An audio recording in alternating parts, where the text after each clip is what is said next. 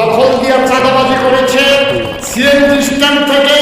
ওই রাস্তার মোড়ে দাঁড়িয়ে দাঁড়িয়ে টাকা আদায় করেছে, যারা মানুষ